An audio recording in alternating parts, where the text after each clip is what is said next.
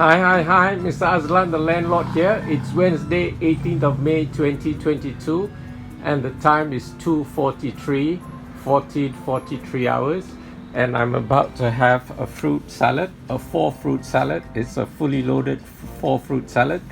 The 4 fruits are a thick slice of pineapple, which I've kind of diced, 1 papaya, 3 slices of papaya, which I have cubed, 11 black grapes. Actually, I wanted to put 10, but there were 11 that were had fallen off the bunch, so I thought I'd use them all up. And the other fruit is 3 kumquats. Okay, this is the last of my kumquats, so I won't be putting kumquats in my fruit salad.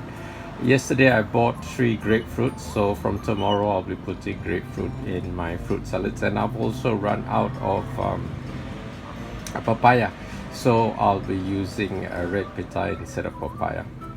Okay, so what else? I put my usual stuff, my dried mixed herbs. I put my chaat masala, 2 teaspoons of cocoa, a teaspoon of chia seeds, my ground flax meal, and oat bran and wheat germ. What else? I've put my chia seeds and a sprinkling of my mixed dried herbs and dried berries.